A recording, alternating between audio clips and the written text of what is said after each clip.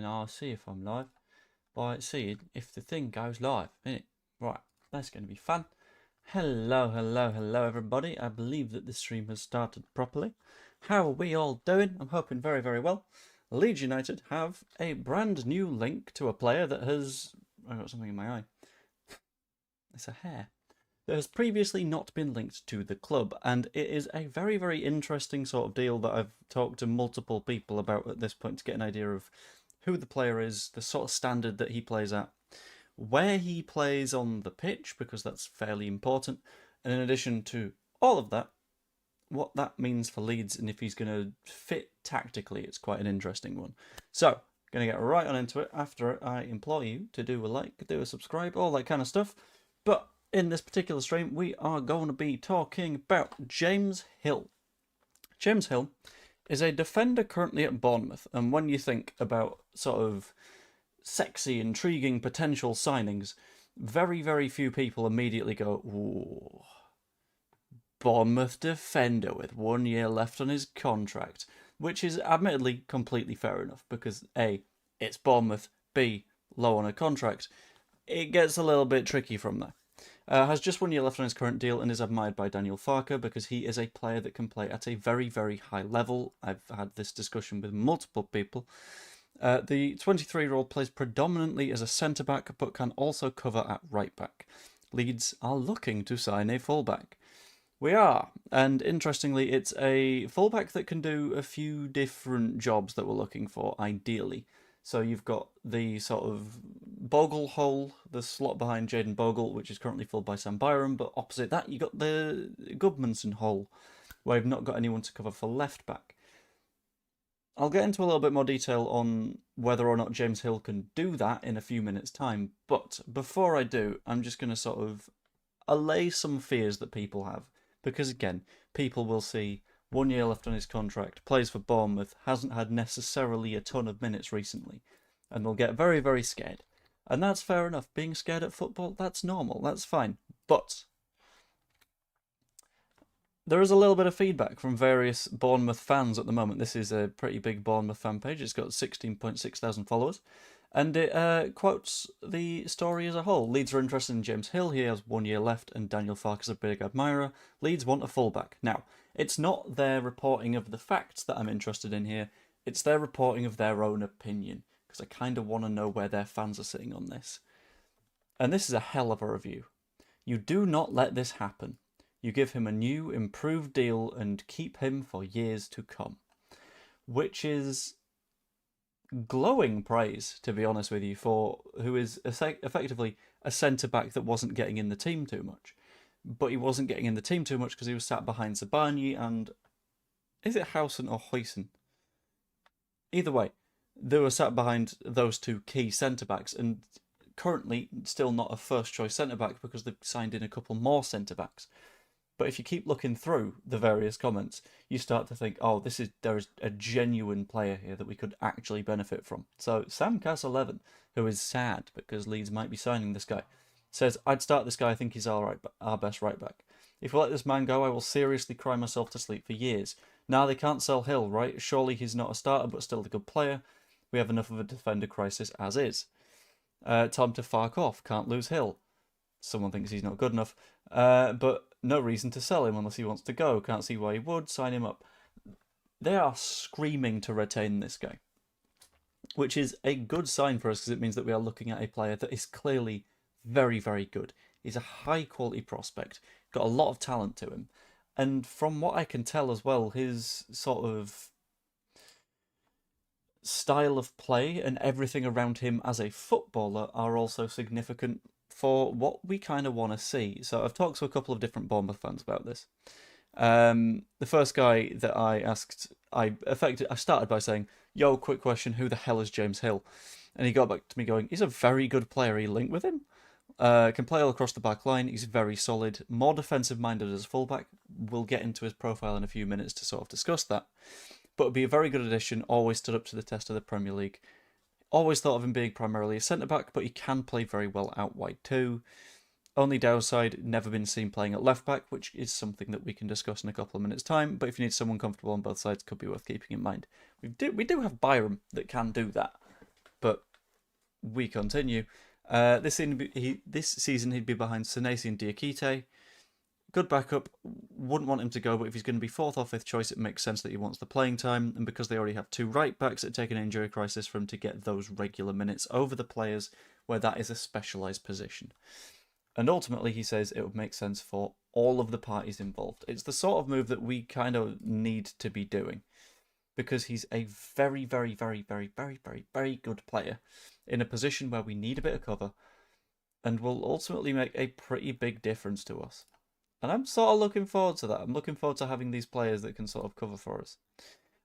Other Bournemouth fan they had a bit of a natter with reached out to me and asked, are you chatting or do you have some info? I do have a little bit of info. I'll get to that in a couple of minutes. But then went on to say, he's really annoying. I don't want to lose him. He's a great player to have around the squad. Proper sound whenever we've chucked him in due to injuries or fatigue, in spite of sporadic minutes. So he's one of those players that, even if he's not playing constantly, will be on the ball and will be playing to a very, very, very decent standard, which is, again, what we sort of need right now. Throws himself in, can play centre-back and right-back, aerially dominant. Oh, would you look at that? Another one. And actually really decent on the ball in terms of long-range passing. So again, we saw what Ethan Ampadu did on Monday, where a lot of the time he would pick up the ball and say, look, someone's going to try and run in behind, I'll put the ball over the top. Having the ability to do that from right-back or like right centre-back would be a fantastic addition to the side as well. Not a flying attacking fullback like he's not Kirkes, it's not his style, but natural centre-back, 6 foot tall. Again, we're building a team of the tall boys. However, sound on the ball, and whilst he won't drive with it in overlap loads, he's very, very good at the distribution side of things. He then went on to say that it's not a weakness, but it's more of a stylistic thing, that he doesn't do that like hyper-aggressive, like box-to-box stuff, which I'm more than happy with. Was there information on whether he could cope with sustained playing time? Byron suffers with injuries. Would it be the same with him? No, he's not really that injury prone, to be honest with you. It's more been an issue of, as Bournemouth have grown as a club and Bournemouth have added quality to their side, it's made it incredibly difficult for him to sort of force his way into the side. And that's not like an indictment on him as a player. Like, all of the feedback that I've heard about this guy is that he's a very, very, very good footballer, but he struggles to get into that starting 11 given the players that Bournemouth have signed. They focus defensively, as we did for a bit. And he's been at Bournemouth for basically, as far as I can tell, his entire career, which means that it's ultimately probably roughly a time to change. Main concern's fitness. I think fitness is fine as well, because he's been on loan at various clubs and he's played regularly at various clubs, just to sort of push into that role. Off topic, so I have to apologise in advance. Anyone seen Sheffield United sign Ben Godfrey on loan from Atalanta? They're so finished, they'll be stuck in the Champo for years now. Yeah, it's not a great one, to be honest. Ben Godfrey on loan is not the move that screams progress in the right direction. Like, I would say I wish them luck, I'll be honest. I could not be asked who comes up from the Championship this season, as long as we don't go down. But yeah, it's an odd one. That was one of those moves that everyone was suggesting that we do, and then we ended up not. And it turns out for the best that we didn't. Because ultimately, like, I've never been that much of a Ben Godfrey kind of guy. Right, let's have a look at his injury history. I know you mentioned it was about fitness, not injuries, but it's worth having a quick look. And they're fairly minimal. So he had an ankle injury in 23-24. That sounds like it was impact-based, so it's not going to be a long-term muscular thing. Missed 9 matches because of that. Tweaked his hamstring from January to February of this year, missed a few games. But that's going to happen sometimes. You're going to get the occasional injury. And the fact that in his entire career he's had 4 injuries, that's not too bad at all. And in the past 3 seasons combined, he's missed a total of like 16 matches through injury. That's not too bad. That's a short injury per season. Which, you know what, I'm very, very, very happy with. I wouldn't mind us signing James Hill. In terms of the numbers that are being discussed, I've not heard too much of them. I've heard the occasional sort of £3 to £5 million range be mentioned, but I don't know if that's necessarily going to be the case. That number being significantly lower than expected, but that would be as a result of like 1 year left on his contract. If it turns out to be different to that, we need to keep in mind that whole Bournemouth defensive crisis is still going on, because they keep losing defensive players. which puts them in an even worse spot, which means that they need to hold on to their players. But this guy has 1 year left on that contract, which is dangerous for Bournemouth. In terms of where he realistically fits in the squad, in my opinion, this guy is a pretty damn good addition. He seems like he would do effectively the Byram job, but he would do the Byram job with more youth on his side, with less of a history of injuries. And also because I know a lot of people keep pointing this out, he adds to the homegrown quota. And isn't that what really counts sometimes? I think probably not, but there are people that do, so we'll consider it. Do you ever get concerned Leeds have gambled we might be left with 10 spare? No, because I don't think we will, because I think having a deep squad isn't going to be a problem. And if we didn't have a deep squad like we are building right now, we'd be in even deeper trouble. If you don't add players as you go, then you're just sort of inviting threat to yourself. And on top of that, this is a pretty big one to be on top of as well. There are people that tend to be concerned with wages of players, and that's fine, because that does still affect FFP. However, if you are one of the people that is a little bit spooked by the wages that we can expect to pay for James Hill, don't be, is all I can say. Because Capology has his current wage at £5,000 a week. That's nothing. At least on a footballing scale, that is nothing. That is if I compare with a Leeds equivalent. Click on there. What Leeds players are on £5,000 a week? That's the same as Darko JB is on. That's the same as Alex Cairns is on, and that's reportedly. That's a third of what Joe Gelhardt is on for a player that is above that level, from everything that I have seen. And that's not too bad, to be honest with you. Like, I don't mind paying what is a fairly low transfer fee, in addition to fairly low wages, for a player that is already demonstrating that he has a hell of a lot of quality to him. I can back it. And I think this will be a very, very, very nice move for Leeds United to do. I'm frustrated when the message from Leeds is that Byram can only play a few matches. Can't work that out. Surely the training should have concentrated on that. It will do. But, and to be clear, this isn't a message that is coming out from the club or anything, but you don't want to take the risk and rest on a player that does have a fairly extended injury history in the form of Sam Byram. We know that Byram has been out for extended periods in the past, which is just going to add more and more and more and more and more pressure, and lead to more and more and more and more and more and more problems for us. And that, I think, is something that we can avoid. So let's avoid it. We're in the Premier League now, wages are higher. They are.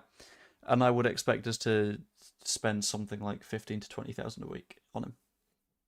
Because he has improved since he got on that contract. And he's improved to the level that he's earned a fairly reasonable wage. And I think he'll get it, to be honest with you. I'm just going to quickly sort by years remaining on Leeds contracts, just to see if there's anyone that we've got right now that's at actual risk. No, not really. Because all the players that are on 1 year of contract remaining for us are the ones that I expect to stick around this season, being Darlow and Byram, aren't key players anyway, so it's fine. MCL injury for Ampadu, which will put him out until, I believe, after the international break. It could be significantly worse, which is why I'm not too worried about that. But that's roughly what we're sort of expecting to happen. 'Tis the MCL, but that's okay.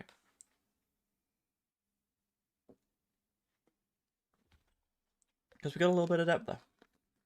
And having that depth is what counts. What I've seen on the conversation for... Come on, brain. You can do the thing. What I've seen on the conversation for James Hill is that he is, A, looking relatively likely to be leaving this summer, because as everyone in the world of football knows, PSR is pretty important, and Bournemouth, admittedly, have made a lot of sales in this window, but will still want to look after stuff. So, for example, last year, their net profit was... There wasn't one. They lost £66.1 million. So sales are essential. They've made a lot of sales, but I think if James Hill isn't necessarily going to be playing for them, he's a player that they can afford to say, okay, you can leave, and then we'll get a little bit of money back. We'll see how that goes. Which is completely fine for them, to be honest with you. But I don't know. and it feels like Leeds, again from various chats that I've had, are going to be up there in terms of his options, because in terms of game time that he's had in the past, let's have a quick look. So, last season he got in 10 appearances for Bournemouth. Again, performed reasonably well from everything that I've heard, and that's pretty good. But the season before that, he went on loan to Blackburn, but ended up sort of playing a decent amount at Bournemouth anyway, made 5 appearances because they could have done with a little bit of cover. Spent a bit of time out at Hearts, been at Fleetwood Town. He's gotten minutes in the past, but it's time for him to make a pretty significant step up because he's 23 years old and he doesn't want his career to sort of end up sort of spiraling a little bit. So I'm feeling kind of good on that. Coming to you live from Volcano Bay, Florida, USA. What's the latest? The latest is that a man called James from a fellow English club is likely to be signed as our backup fullback. You may be surprised to hear, however, that James is not in fact James Justin, it's James Hill of Bournemouth. The fee would be relatively low. It would be lower than James Justin at Leicester. And he seems to be a player with a hell of a lot of potential, but it's not been able to come out as of yet because of, well, he's been at Bournemouth and they've had Senesi in front of him. They have had now Diakite in front of him. Hoyson, they've had, what's his name, Zabani also in the way, which has made it incredibly hard for him to sort of force his way through and get minutes. For me, what this means for the... Where's the name gone? Let's find the name, shall we? For the James Justin deal, this would effectively mean that that isn't happening, in my opinion. But that's fine, to be completely honest with you, because we would be getting that backup fullback. He's not necessarily great as a left-back, but he's still sort of around and about. Also, screw you, now I want to be in Florida. Apart from all the crime and all that. But you know what? If you're getting involved in like the right side of it, crime can be fun, you know? Might as well commit to it. Let's see how it goes. Who can do the captaincy role? Stroker's vice, isn't he? And he'll be fighting for his place with Be All, wanting to get into the first team. Yes, that is the case. I don't know who we would realistically pick as the captain. It's not really something that we could take a stab in the dark at, though. So a lot of people's immediate assumption is, oh, well, I mean, we got Joe Rodon, and he's loud on the pitch. Loud doesn't necessarily make good when it comes to captaincy. When it comes to captaincy, it tends to be a case of, okay, let's sort of be secure and have rational conversations with teammates rather than the whole, I'm a dressing room leader, I'm going to be loud, I'm going to smash things. That doesn't help. That doesn't sort of bring shape and structure, especially in a defensive line, and it just brings a little bit of spookedness. I say this as someone that week in, week out, has to sit behind a defensive line where one of the guys is just screaming at his other defenders. And it's kind of like, right, you're not helping. You're stressing out your fellow centre-backs. You're stressing out me. I'm your goalkeeper. Shut up. That was a side note. I've got some bubbling frustrations on that one, it seems. But Telly, is Evie back yet? Evie is currently in Florida. So I'm going to call that probably not. But if she's still down for it, I think we'd agreed to do, or at least we'd agreed in this chat at some point. So whether or not you still fancy it is up to you. The sort of chill out deadline day stream, the sort of like being calm and sensible and stuff, and not the overreacting to everything that people seem to do when it comes to deadline days. I'm still down for that if you're feeling it. Cool. American roads are like American drivers are idiots. So far, no crime though. Ah, that's a shame. Wait, no, hold on. Have you crossed a road without permission? Because that's a crime. That's a horrible crime. That's jaywalking. You can't be doing jaywalking. That's unacceptable. Because land of the free, except for when you want to cross a road. Home of the brave, except when there's a car about 4 kilometers that way, but you're not at a crossing. So I don't know. Gets a little bit tricky. Play with loud teammates, they tend to be more of a problem. They do. Because it's very much, it's my way or the highway, and it's like, there's a reason we keep losing. And you're not completely innocent of it, is the general sort of gist when it comes to the loudest people around. Premier roles of the captain is the only one that can talk to the rest, so that's a pretty important role. It is, which means that, which means that you got to sort of think it through. You need someone who has very, very strong English, whilst being level-headed, quite persuasive, but also a leader. And you're asking for quite a bit, I think. I think Strauch isn't a bad shout, to be completely honest with you. Stacks who you had behind the captain's armband to, leader by just how he moves on the pitch. True-ish. The fact that he's all over the place on the pitch, and I mean that in the nicest way possible, I mean that in the he gets around, he causes problems kind of way, is there is a potential risk in the fact that if he puts himself out a bit much, he's not in range to sort of do that structuring and all that kind of stuff. So, I don't know. It's difficult. It's hard to sort of like pin down. Chill out stream, yes please. Yay! I will pop that one in the calendar for... Jesus, it's 11 days away. We're so close to the end of the window now. We're so close. Come on, Joe, we need a good overreaction show on transfer window day. You will have more than enough overreaction shows. However, I like this stream to be a place of good vibes and zen and not completely losing our head. And I know that a lot of YouTube isn't that. But that's what the vibe tends to be around these parts. And you know what? I'm going to keep doing it. Because I quite like it. Because it's nice and chill. And I'm gonna roll with it. Vehicles have the right of way. Sure, cool, but my perspective from someone that was primarily a pedestrian is we were kind of here first. Like, hang on.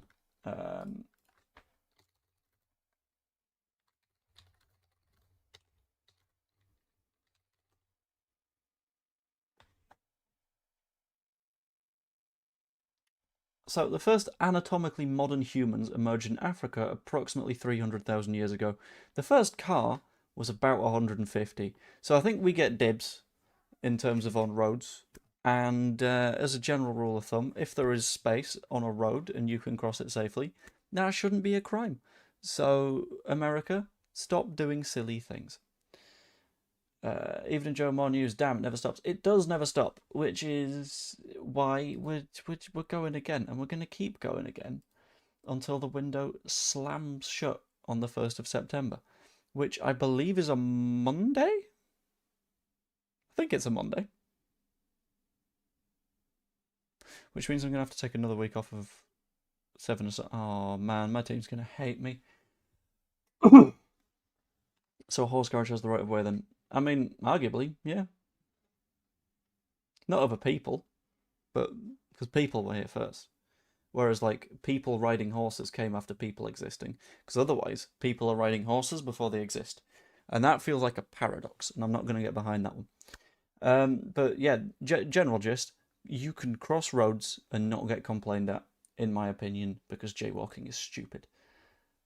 Horses came first. Yeah, but horses with people on them didn't. Did horses come first? First, horses. Date.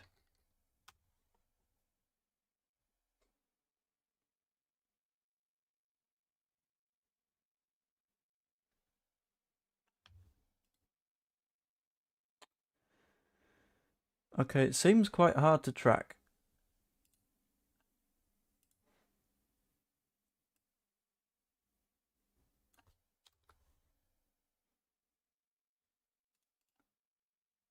Because, I don't know. Anyway, if a horse is walking around completely on his own, he's got right of way. If a horse is going around with a person on him, person has right of way. That's the way that I'm going to wrap that one up. And we're going to move on from horses and get into everything else. Descendants of velociraptors. Velociraptors had wings, which makes that a little bit of a confusing one, I think. Anyway, right, back onto the relevant stuff. We also had Daniel Parker's press conference a little bit earlier, and that was covering various bits and bobs of news and stuff, specifically around sort of incoming players, which I thought was quite interesting. And he sort of set the idea that he still wants more players in, which is kind of fun, because the fact that he wants more players in those attacking areas means that we're going to keep going at them, which is nice. because playing that aggressive style of football really helped against Everton because it meant that we weren't just sat in waiting for the threat to come to us, because if you do that, you just invite the threat on and you lead to more problems for yourselves. Hello, baby zebra. A horse and a space opera came first. They were in the Garden of Eden. I like it. I like Garden of Eden as a pun. For friend of the week, also, how much does a polar bear weigh? Enough to break the ice. My name is great. I like it. Very nice. There's a Titanic joke somewhere, but I'm not going to go there. Flores should go to LA and introduce yourself to the 49ers. That's on the other side of the country. We're all descended from fish anyway. I mean, we all kind of are descended from fish. So, you take it. Not going to be too mad. Anyway, who's the fullback? The fullback is James Hill, who is a sort of fullback. He's a fullback, right back combo kind of deal, which is not a bad thing to be completely honest with you. Doesn't tend to play over on the left, but that's completely fine. And he does a pretty effective job. Like, everything that I've seen from various like Bournemouth fans and all that kind of stuff has said, yeah, this guy's really quite good, and we don't want to lose him. We want him with a new contract. Utility player. That's a good way of looking at it. I've never heard of him. Hell of a lot of players that a lot of us have never heard of. Similarly, I've never heard of... I don't know. Let's pick someone. I hadn't heard of Anton Stack, I'll be honest, until we signed him. And then I found out more. So that was good. Mr. Hunt, I see that you've just eaten mackerel out of a tin. It was disgusting. Why did you do that? If you're going to do mackerel, you got to do it in like those vacuum-sealed plastic packs that you get in the fridge section of your local supermarket. Other fish are available. Or are they? Or did they all evolve into horses and people? Either way, the fish has right of way over the car. So would Hill be better for Leeds than Justin? It sort of it depends. I think Hill's the better deal. Hill's better defensively.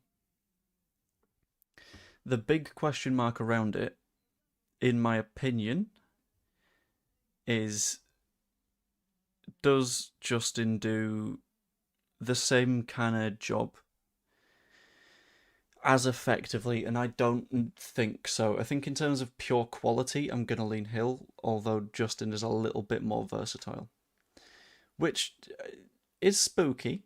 I get that, but it's fun. Thoughts on Okafor? I think Okafor is a very, very good player. Everything that I've seen of Okafor says that he's got a ridiculously high ceiling. He didn't play that much over the past couple of seasons, but that's because he was at the top end of Serie A with squads that were vastly, like, outmatching most of the other squads around them. So, for example, as mentioned previously, you are never going to break past Rafa Leao if you are anything other than a godly footballer. He's also had the occasional injury issue. That's fine. But I think we've got enough depth in that position anyway to make sure that any injuries don't cause significant harm to our chances this season. I think we're in a pretty good spot if we get that one done, basically. If I see a fish riding a horse down the road, I'm letting them go first. No, you're not. Because the way that I did it around was people got on horses, and that's the point at which people on horses get right of way. So it goes horses, people on horses. People on fish have to get to the back of the line. No, not people on fish. Fish on horses get to the back of the line. So, fish on horses, you don't have to give them right of way. So that's good. I didn't know of any of our signings other than maybe Longstaff. It irritates me when I see people calling players ballers in class, but the same person comes over as being clueless and self-absorbed. How do you mean? Gudmundsson, Okafor, and Isak be 3 Sweden international players. Okafor's Swiss. So if he wants to play for Sweden, I'm sure they'd take him if he had a passport. But I think it'd be an achievement for him to play for the Swedish national team, I've got to be honest with you. Hill's preferred position is centre-back. It is, but he can play right-back fairly consistently. And it's not bad to have more depth in terms of players that can play in multiple positions. It's like last transfer window. In response to sort of everyone saying Square pegs, round holes. That's problems. Schmidt Swiss as well. He is. Yeah.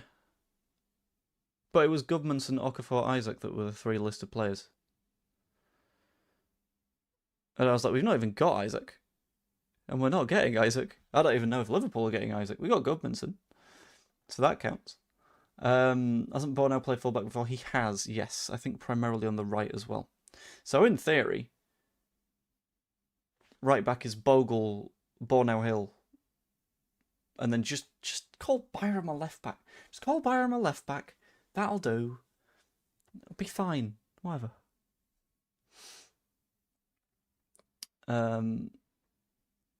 Where do we think we get Demirovic? I'm a massive fan of him. I don't know. Personally, I'm not that into it. I think with the limited spaces we have in the squad, I think it's a risk to add more to the striker position because that'll put us up to 5 if we're including, not Matteo Joseph, if we're including Harry Gray. But it's not my decision to make. At the end of the day, it's Daniel Farker and the Leeds squads. I personally wouldn't. I'd go to a... That's a question, isn't it? Because I'll be honest, after a backup fullback, I'd say we're basically complete. Which confuses things a bit. Be nice seeing how Gudmundsson fares against Saka. You say be nice, I say be terrifying. But I'm happy to take the optimistic side of things.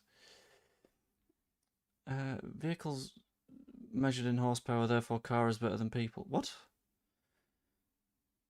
No, it's not. What? No, we're going chronologically. We're not going in terms of most powerful. We're doing chronologically. People before car. Otherwise, you're saying horse invented car. And horse can't invent car. Horse not got thumbs.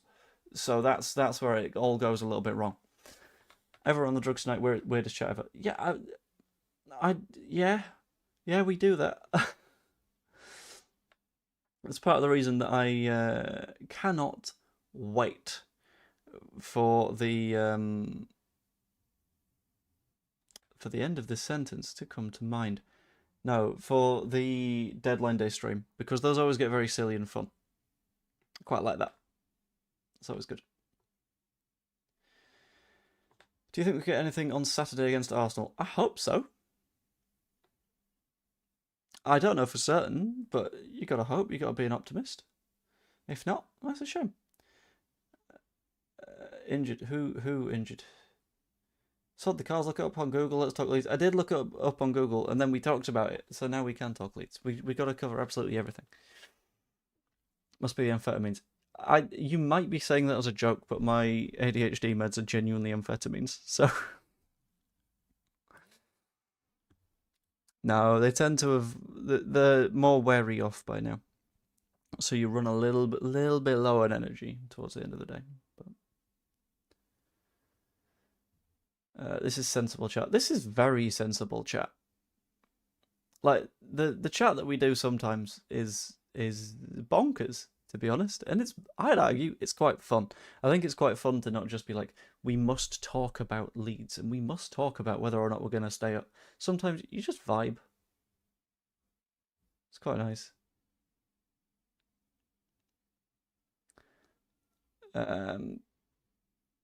Get Hill, Justin, James, call off because injury prone. Okay, so get Hill, James, Justin, we need to call off because he's injury prone. Right, okay, I get you. That makes sense. If we get a draw at Arsenal, it'd be a good outcome. I'll be honest, a good performance against Arsenal is a good outcome. I'm not going into that expecting anything. If I have a look at the table from last season. They won 20 matches last season, and they lost 4. If anyone is going into that being like, yeah, we're going to beat Arsenal, it's going to be great. We're not. Let's be completely honest here. It's not going to happen. It's not going on. A draw would be nice, but I'm not going to lean into thinking that a draw is likely because it's not. We got to be honest. I'd love it, but we'll find out. We would have gotten away with it too if it wasn't for Joe's pesky thumbs. I know, my thumbs are just a nightmare. And people have to deal with it, you know? QPR raking 11 million in the Eze salon. Oh, that's quite nice, isn't it? Did you ever believe we could get El Canoes? I thought it was all BS. I thought there was a chance, and I thought at various points we could have potentially gotten in there, but if it's not to be the case, it's not to be the case. And that's okay. That's going to happen sometimes, you know? Past games on Channel 5 live tonight. Why? Channel 5 of the Conference League? What? Did Channel 5 even live stream online?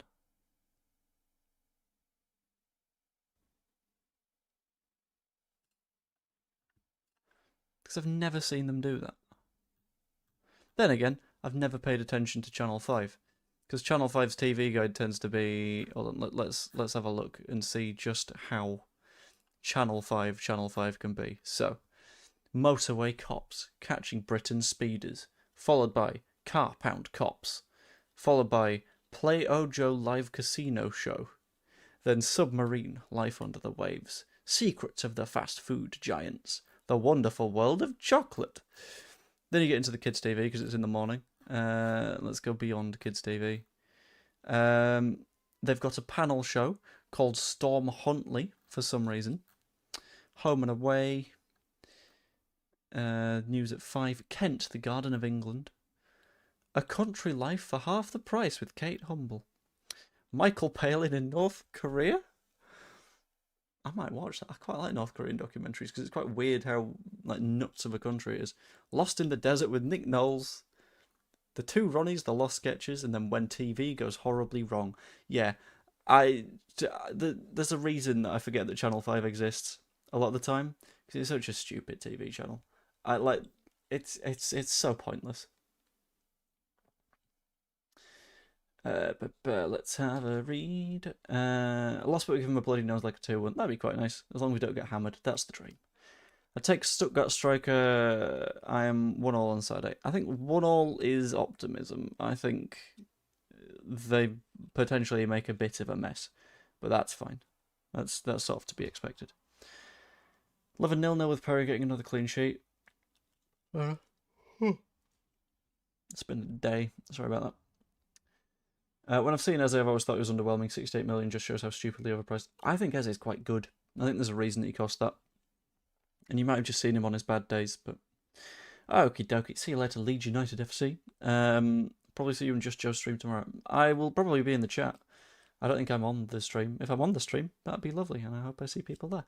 But who knows? Okfar won't be ready for Saturday, will he? I think he might be bench ready, but I can't say beyond that.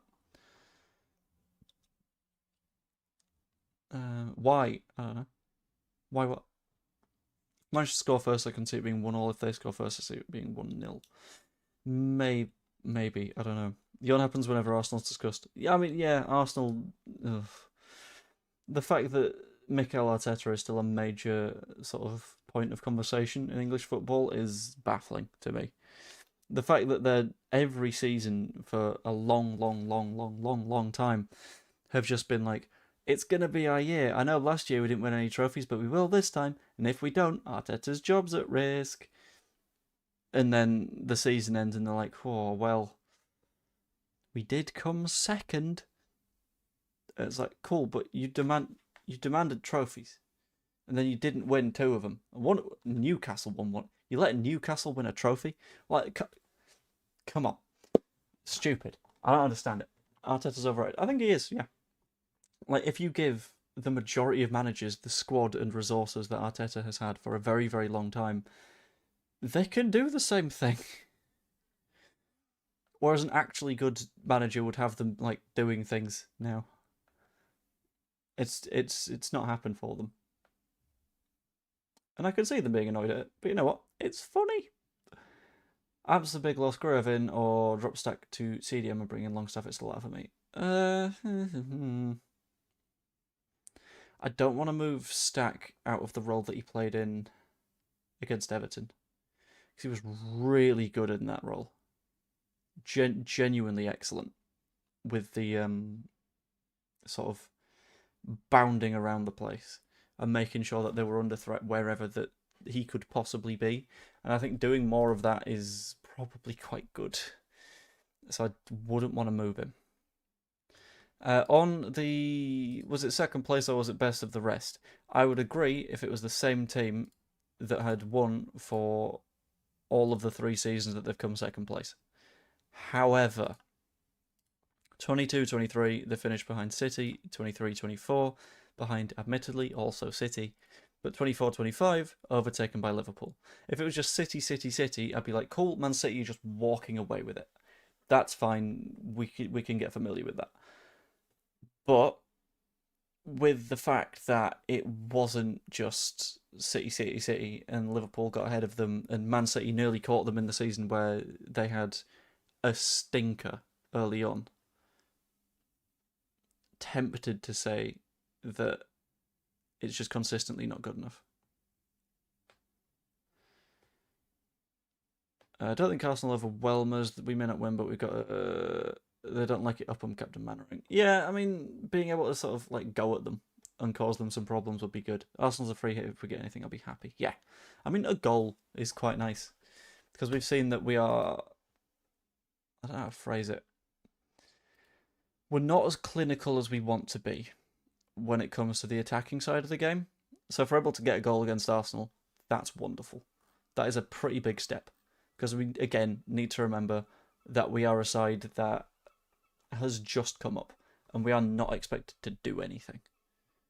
That's fine. As long as we do something, I don't mind it. On the injury thing as well, that's a pretty good point. Havertz being out for a little bit, therefore getting Eberechi Eze is like, why? That's nuts. That's a big leap. I think Gruev for Ampadu, it's a bit of a linchpin role, so I think someone who's been here for a while is better for that. Yeah, and I think a lot of people underrate Gruev.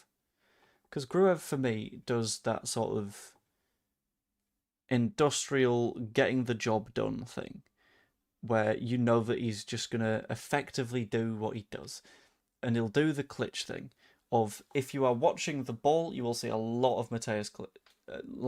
If you're watching the ball, you won't see much of Klitsch. If you're watching Klitsch, you'll see the entire game. Same applies for Gruev, because he's all over in the best way possible. Breaking up attacks, setting up ours with a decent ball. I'm completely up for Gruev in that role. I think Gruev being there would be a fantastic addition. Didn't look great against Scum. Scum didn't look good at all. Yeah, it's interesting. I don't know whether it's the fact that they're coming back from pre-season still, or if it's the fact that maybe they are just not good. But it's a good time to jump on them. I like Groven as a great backup option. Absolutely. Like the people that are looking at it and being like, if we need to open up space in the squad, we can always... That's not quite centered. There we go. If we need to open up space in the squad, we can always get rid of Ilya Gruev. Why are you trying to do that? Gruev's real good. It's bonk. It's nuts. I've never understood, and people keep on insisting on it, and it's like, no, very good footballer. Just because he doesn't do the shiny, impressive stuff doesn't mean that you just chuck him out. Bad idea.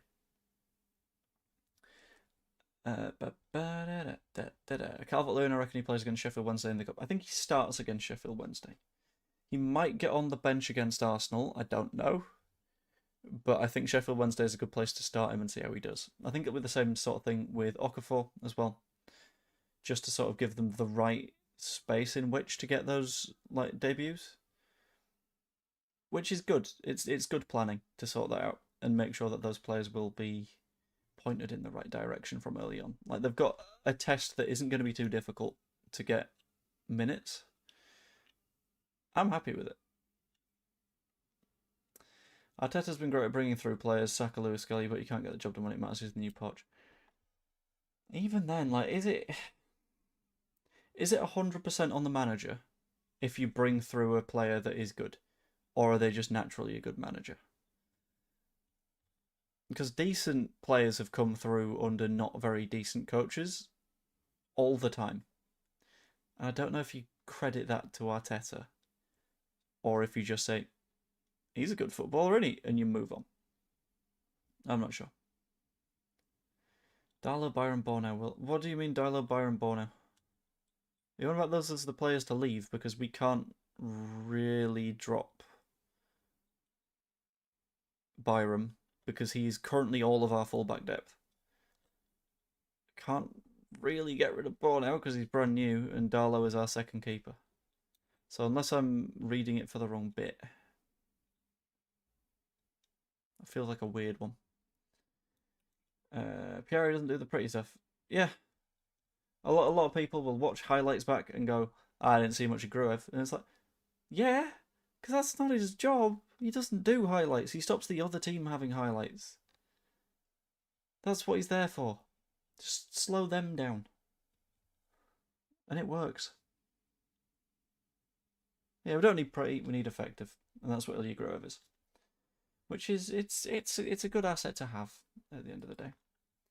In terms of the James Justin move, I'm just going to cover that one off very, very quickly before I end the stream.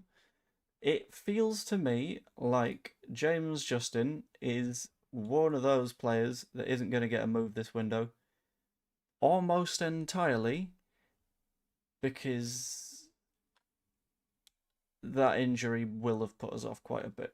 If we're looking in the direction of James Hill now, then I think that's probably it for the Justin conversation. If it happens, then it happens. Then we can look at that and just be like, cool, Leeds asked about James Hill, didn't follow through. But if we are serious about James Hill, then it's not going to be James Justin. One or the other is what I am theorising. Okay, go look at Lucas Perry, who will be busy, potentially. Hold on, I'll have a quick look at something. Go to Sofa Score.